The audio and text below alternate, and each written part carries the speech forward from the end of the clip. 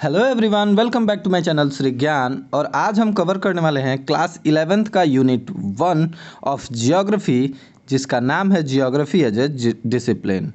तो ये इस वीडियो का सेकंड पार्ट है। अगर आपने फर्स्ट पार्ट नहीं देखा है तो प्लीज़ देख लीजिए, लिंक आपको डिस्क्रिप्शन में मिल जाएगा। हम बढ़ते हैं चैप्टर की ओर। फर्स्ट पार्ट में हमने पढ़ा था कि जियोग्राफी में हम आखिर क्या क्या चीज़ें पढ़ते हैं, जियोग्राफी और साइंस के बीच का रिश्ता क्या है, जियोग्राफी और इंसानों के बीच का रिश्ता क्या है, ये सारी चीज़ें। और साथ ही हमने ये भी पढ़ा कि जियोग्राफी क्यों इतना इम्पोर्टेंट है हमारे लिए, हमारी जो सब्जेक्ट्स हैं उसमें जियोग्राफी का रोल क्या है, ये सारी चीज़ें हमने स्टडी की हैं। ठीक है, अब देखते हैं आगे। Geographical phenomena undergoes change through time and can be explain temporarily. मतलब समय के साथ साथ जियोग्राफिकल फेनोमेना भी चेंज होते रहते हैं। The changes in the land forms, अलग अलग चेंजेस होते रहते हैं लैंड फॉर्म्स में। जैसे कि हमारा हिमालय जो है वो यंग माउंटेन है, तो वो उसकी हाइट बढ़ती रहती है। ठीक है ना। कई ऐसे कोस्टल इलाके हैं जहाँ जो समुद्र में ग्लोबल वार्मिंग की वजह से डूबने की कगार पर हैं। कुछ ऐसे आइसलैंड्स भी हैं जो उभर कर बाहर आने को तैयार हैं। तो इस तरह से बहुत सारी जियोग्राफिकल फेनोमेना है और ये सब कुछ टेम्पोररी है, क्योंकि कभी भी कोई भी चेंज हो सकता है। अब हम पढ़ते हैं physical geography and natural science. All the branches of physical geography as shown in figure 1.1 have interface with natural sciences. Natural science से किस तरह से रिलेटेड है मैंने एक बार पहले आपको बताया था। देखिए, the traditional physical geography is linked with geology. Geology में जियो का मतलब है अर्थ और लॉजी का मतलब है स्टडी। तो हम किस चीज़ की स्टडी करेंगे? अर्थ की स्टडी करेंगे, राइट। तो जियोलॉजी का सिंपल सा अर्थ क्या होगा? Study of earth. उसी तरह से मीटियोरोलॉजी में हम स्टडी करते हैं वेदर का। और इसको याद करने का सिंपल सा फॉर्मूला ये है कि आप इस तरह से याद रखिए कि इंडियन मेटीरियोलॉजिकल डिपार्टमेंट जो है वो वेदर फोरकास्ट करता है। ठीक उसी तरह हाइड्रोलॉजी में hydro means water and logy means study. तो वाटर से रिलेटेड चीज़ों को स्टडी की जाती है। Pedology and geomorphology, climatology, ओशियोनोग्राफी, soil geography, ये सब जियोग्राफी के ब्रांचेस हैं और ये सब नेचुरल साइंस से रिलेटेड हैं। कैसे, एक बार फिर से मैं बताता हूँ। देखो, जैसे कि यहाँ लिखा है बॉटनी, जूलॉजी, इकोलॉजी। ठीक है, अब तीनों को देखो कैसे ये एक दूसरे से कनेक्टेड हैं। बॉटनी में क्या आता है? प्लांट्स। ठीक है, तो अगर आप एक प्लांट की बारे में जब डीपली स्टडी करते हो तो आपको पता चलता है कि फोटोसिंथेसिस की प्रोसेस करती है प्लांट्स। तो प्लांट्स किस चीज़ का हिस्सा हैं? प्लांट्स भी तो अर्थ का ही हिस्सा हैं, अर्थ की एनवायरनमेंट का ही हिस्सा है, राइट। ठीक उसी तरह जूलॉजी में हम एनिमल्स के बारे में पढ़ते हैं और एनिमल्स भी क्या हैं? अर्थ का ही एक हिस्सा है। ठीक इसी तरह इकोलॉजी का मतलब है जहाँ हम इंसान और सारे जीव जंतु रहते हैं। तो सब कुछ कहाँ रहते हैं? अर्थ पे रहते हैं। Earth is our home. तो इस बार भी अर्थ आ गया बीच में और इसीलिए जियोग्राफी जो है वो हर चीज़ से कनेक्टेड है। A geographer should have some proficiency in mathematics. थोड़ी सी मैथमेटिकल नॉलेज भी होनी चाहिए, आर्ट्स भी होना चाहिए, ड्राइंग भी आना चाहिए आपको, ताकि आप मैप अच्छे से बना पाओ। Geography is very much linked with the study of astronomical location. Astronomy में हम पढ़ते हैं कि मार्स से अर्थ की दूरी कितनी है या फिर सन से अर्थ की दूरी कितनी है। इन सब चीज़ों के बारे में मतलब कौन किस नंबर पे लोकेट करता है, किसका शेप कैसा है, किसका जो फॉर्मेशन है वो किस गैस की वजह से हुआ है, एज कितनी है, इन सब चीज़ों के बारे में एस्ट्रोनॉमिकली पढ़ा जाता है। लैटिट्यूड, लॉन्गिट्यूड, ये सारी चीज़ें हम पढ़ते हैं। ठीक है, तो इसके लिए भी क्या है? जियोग्राफी इन सब चीज़ों से भी बहुत अच्छी तरह से जुड़ा हुआ है। The shape of earth is geoid. Earth का जो शेप है उसको अगर आपसे कोई भी पूछता है कि अर्थ का शेप कैसा है, तो आप कुछ नहीं कह सकते, सिर्फ ये कह सकते हो कि जियोइड है। ना तो ये पूरा सर्कल है, ठीक है, ना तो ये पूरा स्क्वायर है और ना ही ऐसा है, तो ये कैसा है, जियोइड है। जियोइड में क्या होता है कि एक सेकंड, ये देखो, जियोइड में जो सर्कल होता है ना, वो एक तरफ से ऊपर और नीचे से दबा हुआ रहता है। मतलब अर्थ का जो शेप है वो ऊपर और नीचे की ओर से थोड़ा सा चपटा है। ठीक है, इसीलिए इसको क्या कहा जाता है, geoid. The problem of converting geoid into two dimensions can be tackled by projection constructed geographically। मतलब अब हम इस पूरी मैप को इस तरह से मतलब प्रेजेंट करने के लिए हमें क्या करना पड़ता है कि एक मैप बनाते हैं, और वो मैप कुछ इस तरह से बनता है। ठीक है, आपने वर्ल्ड मैप देखा होगा, कुछ इस तरह का वर्ल्ड मैप बनता है। ठीक है, the cartography and quantitative techniques require sufficient proficiency in mathematics. तो देखिए, जब मैप बनाते हो तो आपको मैथमेटिक्स और स्टैटिस्टिक्स में भी बहुत सारी चीज़ों की ज़रूरत पड़ती है ताकि एक बेहतर और सटीक मैप हम बना पाएँ। Right, maps are prepared through artistic imagination. Artistic imagination भी चाहिए आपको, स्केचेस बनाने पड़ते हैं, मेंटल मैप्स दिमाग में बनाना पड़ता है, कार्टोग्राफी भी करनी पड़ती है। ठीक है, जियोग्राफी एंड सोशल साइंस। अब समाज शास्त्र या फिर समाज विज्ञान से कैसा रिश्ता है ये देखो। Each social science sketched in figure 1.1 has interfaced with one branch of geography। तो जियोग्राफी का एक ब्रांच है social science. The relationship between geography and history have already been outlined in detail। तो हिस्ट्री से जियोग्राफी का कैसा रिश्ता है वो हम पढ़ चुके हैं। फिर भी एक बार को आप ये समझ के देखो कि माउंटेन्स, जो हिमालय माउंटेन है वो यंग माउंटेन है। यंग माउंटेन का मतलब ये कभी ना कभी ओरिजिन हुआ होगा। जब दो टेक्टोनिक प्लेट्स आपस में टकराएं तो हिमालय का जन्म हुआ। ठीक है, तो हिमालय के जन्म से पहले क्या होगा, वो एक फ्लैट प्लेन था, और फिर यहाँ ये एक टेक्टोनिक प्लेट थी और ये एक टेक्टोनिक प्लेट थी, और दोनों जब आपस में टकराई तो ये इस तरह से माउंटेन बनकर बाहर आ गया। तो इस तरह से हिस्ट्री हमें ये बताती है कि पहले जो चीज़ यहाँ नहीं थी वो यहाँ आई, और वो कैसे बनी, इन सब चीज़ों के बारे में। Every discipline has a philosophy which is the raison d'etre for that discipline। philosophy provides root to a discipline। मतलब philosophy जो है वो हमें exact reason देती है, right। Thus the history of geographical thoughts as mother branch of geography। ठीक है, तो हिस्ट्री क्या है, हिस्ट्री क्या है, मदर ब्रांच ऑफ जियोग्राफी है। ठीक है, all the social science disciplines. Social science के कौन कौन से पार्ट्स होते हैं, जैसे कि sociology, political science, economics, demography, ये सब कुछ जो हम स्टडी करते हैं ये क्या चीज़ है, सोशल साइंस का पार्ट है। और ये किस तरह से जियोग्राफी से रिश्ता रखता है ये आप देख सकते हो। ठीक है, social, political and economic population and settlements are closely linked with these disciplines as one of them is spatial attributes। मतलब देखो, इकोनॉमी कब बढ़ती है, जब आपके पास अच्छी टेक्निक्स हो, अच्छी बिजनेस हो।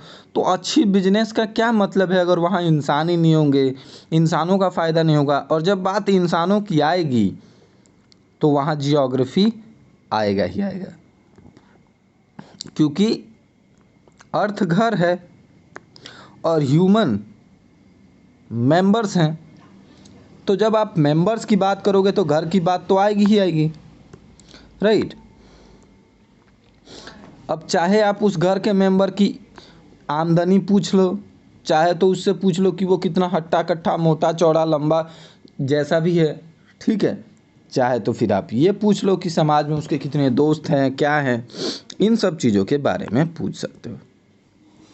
Economic deals with the basic attributes of the economy such as production. Economics में हम प्रोडक्शन के बारे में देखते हैं कि कितना ज़्यादा मतलब हम सामान बना रहे हैं, बेच रहे हैं, राइट, कितना ज़्यादा हम डिस्ट्रीब्यूट कर रहे हैं, कितना ज़्यादा एक्सचेंज कर रहे हैं, कितना ज़्यादा हम खा रहे हैं, कंज्यूम कर रहे हैं, ठीक है।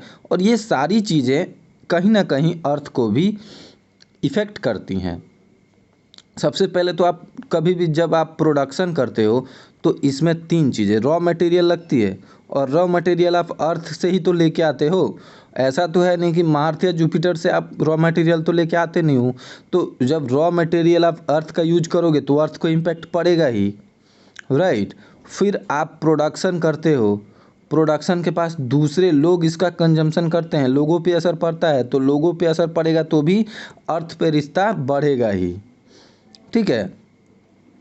उसी तरह से एक्सचेंज और उसी तरह से कंजम्पशन, मतलब हमने पहले कुछ कंजम किया और फिर क्या किया, जो बचा खुचा था वो नदी में फेंक दिया, नालों में फेंक दिया, और नदियाँ और नालों को बर्बाद कर दिया, पोल्यूट कर दिया। तो इस तरह से हमारा कंजम्पशन और उसके बाद का जो प्रोसेस था उसने क्या किया, अर्थ को इफेक्ट किया। अब देखो, the above discussion shows that geography is a strong interface with natural and social science. अब इतना तो समझ गए होंगे कि नेचुरल और सोशल साइंस दोनों से ही जियोग्राफी का एक घना संबंध है, घना रिश्ता है। It has osmotic relationship with other disciplines. While all the disciplines have their own individual scopes. देखो, हर चीज़ का अलग अलग अपना भी कुछ फ़ायदा है, लेकिन सब कुछ मेनली किस चीज़ का ब्रांच है, जियोग्राफी का। Geographers use data obtain from sister disciplines, मतलब जो छोटी छोटी चीज़ें हैं इनसे हम डाटा लेकर स्टडी करते हैं और जियोग्राफी के जो पार्ट्स हैं उसको ज़्यादा बेटर बनाते हैं। देखो कितने तरह के हैं, हाइड्रोलॉजी और ओशियनोग्राफी। हाइड्रोलॉजी में मैंने बोला था ना कि पानी के बारे में स्टडी करते हैं, और ओशियनोग्राफी में ओशियंस के बारे में। ठीक उसी तरह पेडियोलॉजी और सोइल जियोग्राफी, इसमें हम सोइल्स की स्टडी करते हैं, ज़मीन की, मिट्टी की, ठीक है। उसी तरह फाइटो जियोग्राफी या फिर बॉटनी, बॉटनी में हम प्लांट्स के बारे में पढ़ते हैं, राइट। जियोलॉजी में एनिमल्स के बारे में पढ़ते हैं। इकोलॉजी में इंसान और जानवरों के बीच का इंटरफियरेंस पढ़ते हैं, ठीक है। जियोमॉर्फोलॉजी और जियोलॉजी में अर्थ के बारे में पढ़ते हैं। मीटियोरोलॉजी में क्लाइमेट के बारे में पढ़ते हैं, मैंने बताया था ना कि इंडियन मीटियोरोलॉजिकल डिपार्टमेंट, ठीक है। मैथ्स एंड एस्ट्रोनॉमी में हम एस्ट्रोनॉमर्स के बारे में अभी अभी थोड़ा देर पहले ही बताया था। स्टेटिस्टिकल इकोनोमेट्रिक्स के बारे में भी अभी थोड़ी देर पहले हमने डिस्कस किया था। इकोनॉमिक्स से रिलेटेड चीज़ें हैं जिसका डाटा हम जियोग्राफर्स यूज करते हैं, ठीक है। इकोनॉमिक जियोग्राफी और इकोनॉमिक्स के बारे में भी बताया था कि जो भी एक्सचेंज करते हैं, जो भी कंज्यूम करते हैं, ये अर्थ पे किस तरह से इम्पैक्ट करता है। ठीक उसी तरह से पॉपुलेशन जियोग्राफी, पॉपुलेशन से क्या होता है कि एक जगह पर जब ज़्यादा पॉपुलेशन बढ़ने लगती है तो वहाँ के फॉरेस्ट ख़त्म होने लगते हैं, वहाँ के नेचुरल रिसोर्स ख़त्म होने लगते हैं, राइट। ठीक उसी तरह से पॉलिटिकल जियोग्राफी है, हिस्टोरिकल जियोग्राफी है, सोशल जियोग्राफी है, जियोग्राफिकल थॉट्स हैं, कल्चरल जियोग्राफी है और एनवायरमेंटल जियोग्राफी है। ये सारी चीज़ें कहीं ना कहीं किस चीज़ से जुड़ी हुई हैं, जियोग्राफी से जुड़ी हुई हैं, राइट।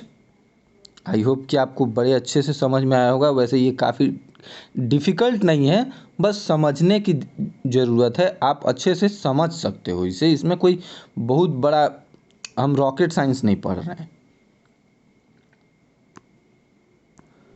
अब आपने इतना तो समझ ही लिया होगा कि जियोग्राफी के कितने सारे ब्रांचेस हैं और कौन सा ब्रांच किस तरह से जियोग्राफी को इम्पैक्ट करता है, इफ़ेक्ट करता है, ठीक है। अब ये देखो, the study of every subject is done according to some approach.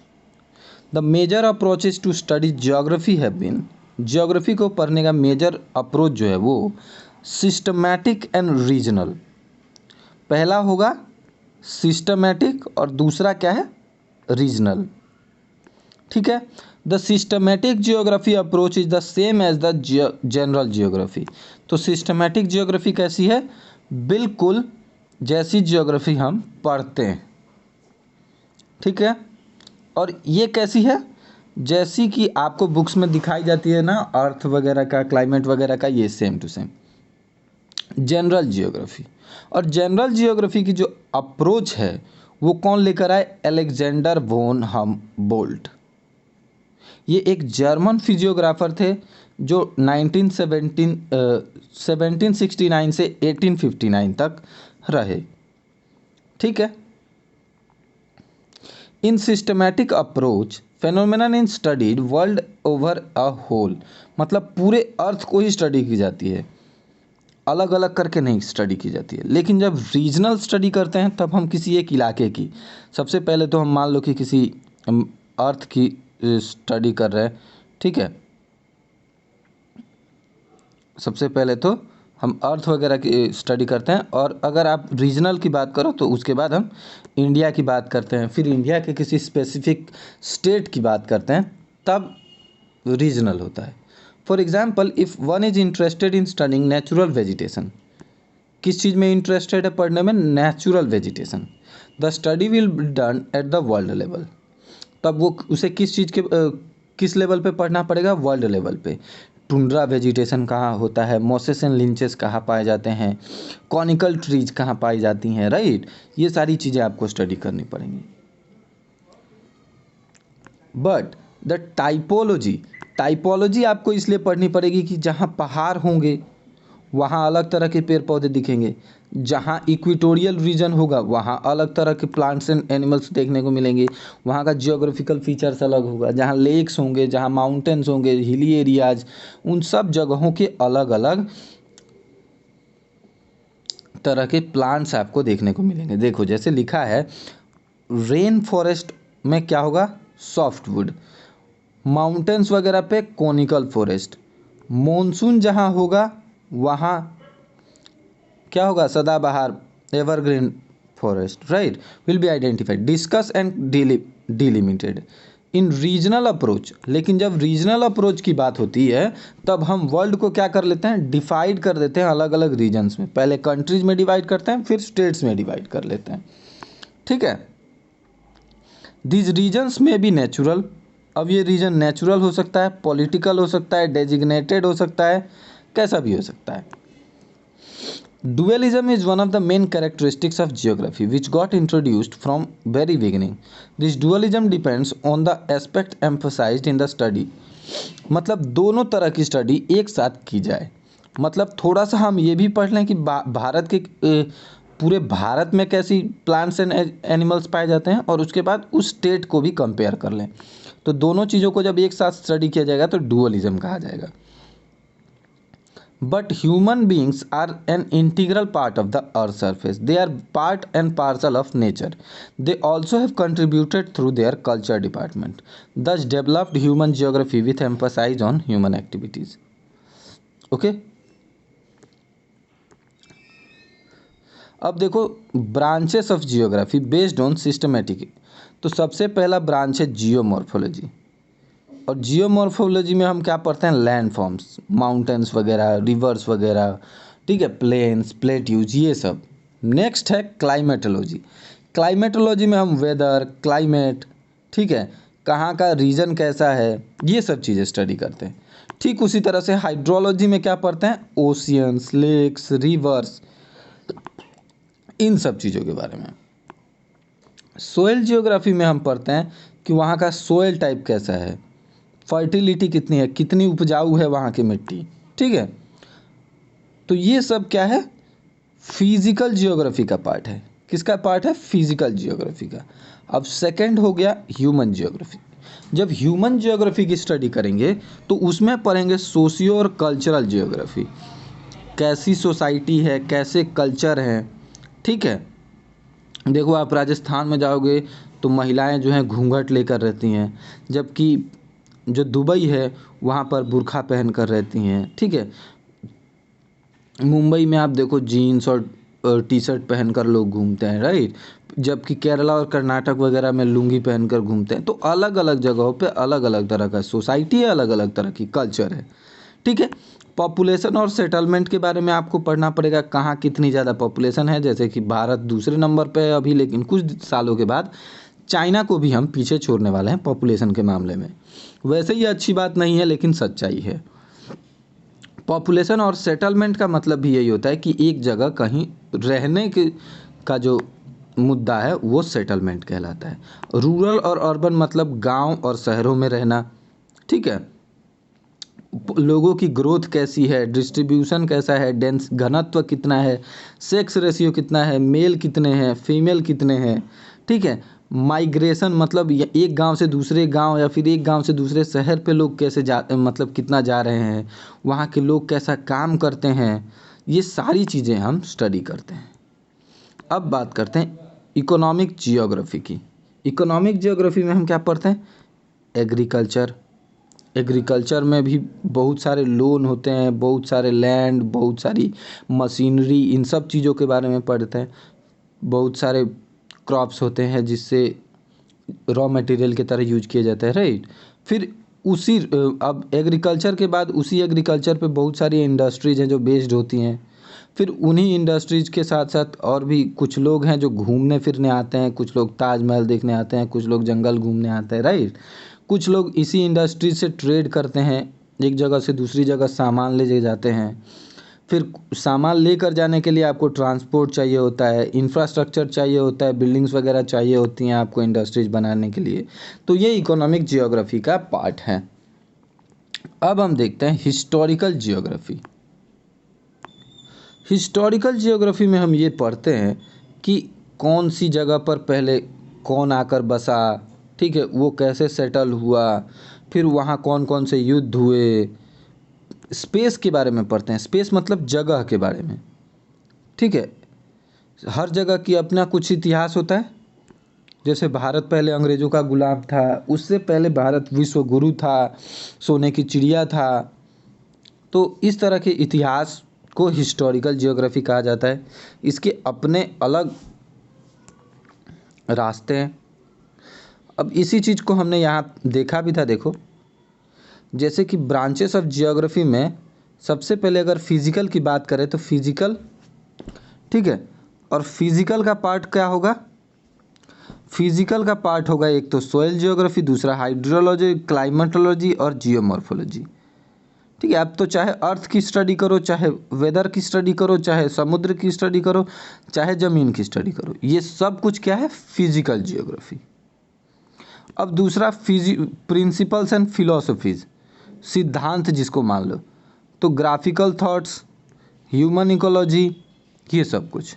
उसके बाद मेथड्स एंड टेक्निक्स जब स्टडी करेंगे तो कार्टोग्राफी मतलब आपको मैप्स वगैरह बनाने के लिए आपको फील्ड सर्वे करना पड़ेगा, घूम घूम कर चेक करना पड़ेगा, ठीक है। क्वांटिटेटिव टेक्निक्स, आपको क्वांटिटी चाहिए होगी। जियो इन्फॉर्मेटिक्स, ये सब कुछ देखो, जैसे जीआईएस, जीपीएस, ये सारी चीज़ें। और उसी तरह से हर चीज़ को जैसे हमने स्टडी किया था, राइट। अब देखिए जू जियोग्राफी, जू जियोग्राफी या फिर botany. We studied spatial patterns in geographic characteristics of animals. तो इसमें हम क्या करते हैं? एनिमल्स कहाँ रहते हैं, क्या खाते हैं, किस लोकेशंस पे पाए जाते हैं, ये चीज़ें। इकोसिस्टम में हम ये देखते हैं कि एक जीव के कारण दूसरे जीव पर क्या इम्पैक्ट पड़ता है। मान लो हिरन अगर ज़्यादा हो गई तो घास कम हो जाएगा, घास कम होगा तो मेंढक खत्म हो जाएंगे, ठीक है। हिरन और घास मेंढक खत्म हो जाएंगे, मेंढक छोटे छोटे कीड़ों को खाता था वो बढ़ जाएंगे, बीमारियां बढ़ेंगी, ढेर सारे जीव जंतु मर जाएंगे। तो इस तरह के छोटे छोटे इम्पैक्ट से भी बहुत बड़ा इम्पैक्ट पड़ता है। इन्वायरमेंटल जियोग्राफी इन्वायरमेंटल प्रॉब्लम्स के बारे में स्टडी करता है, जैसे पॉल्यूशन, लैंड डिग्रेडेशन, ठीक है, इन सब चीज़ों के बारे में। अब देखो branches of geography based on regional approach, हमने एक तो पढ़ लिया। अब रीजनल अप्रोच में पढ़ें तो रीजनल अप्रोच में मैक्रो, मेसो और माइक्रो रीजनल स्टडीज़ करेंगे। साथ ही साथ कंट्री, रूरल, टाउन, हमने बताया था ना कि पहले आप पूरे वर्ल्ड को पढ़ते हो, फिर आप एक कंट्री को पढ़ते हो, फिर आप एक गांव, एक शहर को अलग से पढ़ते हो, राइट। वहाँ क्या डेवलपमेंट होगा, कैसे होगा, ये सारी चीज़ें, ठीक है। और तो मुझे कुछ खास ऐसा लगता नहीं है जो आपको बताने की ज़रूरत हो। देखो रिमोट सेंसिंग में ये होता है ना कि हमें मैप बनाने में सुविधा होती है। हम एक चीज़ों को एटलीस्ट इतना समझ पाते हैं कि कहाँ से कैसे जाना है। जैसे जीपीएस ग्लोबल पोजिशनिंग सिस्टम होता है, तो इससे हम क्या करते हैं कि रास्ता वगैरह देख कर चले जाते हैं, राइट। तो ठीक इसी तरह से और भी ढेर सारे सिस्टम्स होते हैं। अब देखो, General Geography curricula is taught and learned in the format, but this formation is not static. Any discipline is bound to grow with new ideas. मतलब कोई भी आप स्टडी कर रहे हो तो उसमें नए नए आइडियाज जो आप लोग स्टडी कर रहे हैं, मान लो मैंने कुछ जियोग्राफी में कुछ नया स्टडी किया है तो वो आपको भी पढ़ना चाहिए, राइट। तो इस तरह से नए नए आइडियाज़ को स्टडी करना, नए प्रॉब्लम्स को स्टडी करना, नई नई मेथड्स को अप्लाई करना, नए टेक्निक्स का यूज करना, ये सारी चीज़ें बहुत ज़रूरी हैं, ठीक है। You will learn some preliminary aspects of the technique in your book. Practical book में आपको बहुत सारी चीज़ें देखने को मिलेंगी, जैसे कि मैंने देखा था वेदर वगैरह को कैसे चेक करते हैं, मतलब ये सारी चीज़ें उसमें बड़े अच्छे से डिटेल में दी हुई है, तो आप भी एक बार देख लीजिएगा, ठीक है। लास्ट ये एक पेज बचा है तो इसको भी देख लेते हैं। Physical geography includes the study of lithosphere. Lithosphere मतलब लैंड फॉर्म्स, जहाँ पर आपको रहने की जगह मिलती है, सतह जिस पे हम रहते हैं उसको क्या कहते हैं, लिथोस्फीयर। यहाँ ड्रेनेज है यानी कि नदियाँ हैं, रिलीफ है यानी कि प्लेटूज प्लेन्स वगैरह हैं, और ये सब क्या है, फिजियोग्राफी का हिस्सा है। अब देखो एटमॉस्फेयर। एटमॉस्फेयर में आपको पता ही होगा कि 4 लेयर हैं, ट्रोपोस्फेयर, हाइड्रोस्फेयर, स्ट्रेटोस्फेयर, इस तरह से एटमॉस्फेयर को डिवाइड कर दिया गया है। वो कॉम्पोजिशन होता है कि वहाँ का प्रेशर कैसा होगा, मतलब कौन कौन सी गैसेस होंगी और उनका डेंसिटी कितनी होगी, इस तरह से, ठीक है। Structure and element and controls of weather, climate, temperature, pressure, wind, precipitations का मतलब होता है पानी के भाप का फिर से पानी में परिवर्तित होना या फिर बादलों में परिवर्तित होना। अब देखो हाइड्रोस्फीयर। हाइड्रोस्फीयर का क्या मतलब है, पानी।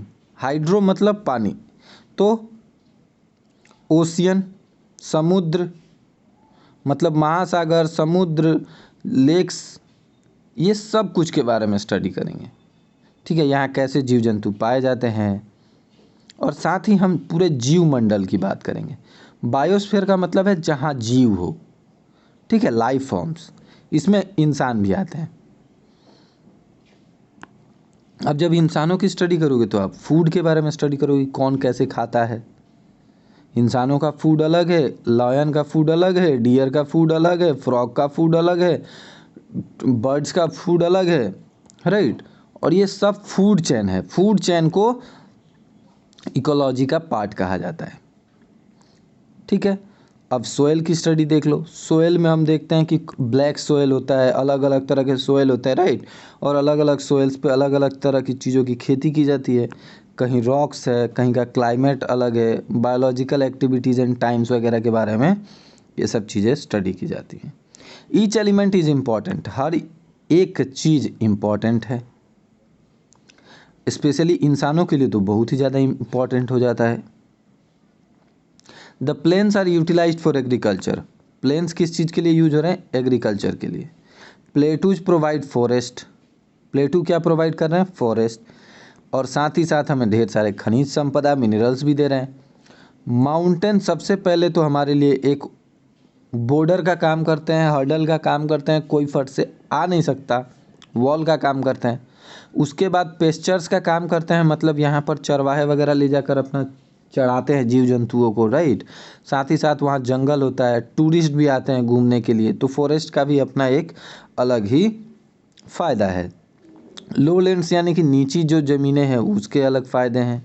क्लाइमेट इन्फ्लुएंसेस का मतलब है कि जैसी जहाँ की वेदर वैसा आपका घर होगा, ठीक है। आसाम में इस तरह के घर देखे जाते हैं, देखो, ठीक है, इस तरह के घर, जबकि राजस्थान में जो है वो इस तरह के घर देखे जाते हैं, इस तरह के घर, ठीक है। ऊपर का जो छत है उनका वो इस तरह से होता है कि बारिश आए तो यहाँ स्टोर करके हम यहाँ एक टंकी में स्टोर कर लें। लेकिन आसाम में इतनी ज़्यादा बारिश होती है कि अगर आप इस तरह के शेप नहीं रखोगे तो आपके घर बहुत जल्दी ढह सकते हैं। तो इस वजह से human beings have developed technology, हमने ढेर सारी टेक्नोलॉजी डेवलप की। क्लाइमेटिक एलिमेंट्स तक को मॉडिफाई कर लिया गया, इवन कि सिंथेटिक रेन भी होती है, आर्टिफिशियल रेन भी होती है। ठीक है, जहाँ बरसात नहीं होती वहाँ सरकार बरसात भी करवा सकती है। तो आप सोच सकते हो कि हमारी टेक्नोलॉजी आज की डेट में कितनी चेंज हो चुकी है। आप बाहर कितनी भी गर्मी हो, एयर कंडीशन लगा लो, मस्त कूलर लगा लो और आराम से, कोई गर्मी का टेंशन नहीं है। ठीक है, बट हाँ अगर गर्मी में निकलोगे तो फिर मज़ा आएगा। टेम्परेचर बढ़ रहा है या फिर प्रेसिपिटेशन हो रही है, डेंसिटी ऑफ फॉरेस्ट घट रही है, इन सब चीज़ों के बारे में स्टडी करनी पड़ती है। भारत में मॉनसूनल रेनफॉल, ठीक है, इससे क्या होता है कि हमारे देश की एग्रीकल्चर का जो रिदम है वो इफ़ेक्ट होता है। मॉनसून जल्दी आ गई तो खेती जल्दी शुरू करनी पड़ेगी, लेट से आएगी तो लेट से शुरू होगी। प्रेसिपिटेशन, जब बारिश होती है तो ग्राउंड वाटर क्या होता है, रिचार्ज होता है। जो पानी सतह से उड़ गया है या ख़त्म हो गया है वो सतह को मिल जाता है। ठीक है, अब देखो, sea food oceans are rich in mineral resources. बहुत सारे सी फूड्स होते हैं जो खाने चाहिए, बहुत रिच होते हैं मिनरल्स के रूप में। India has develop the technology for collecting manganese. Manganese को कलेक्ट करने का, इकट्ठा करने का जो टेक्नोलॉजी है वो उन्होंने डेवलप कर ली है इंडिया ने।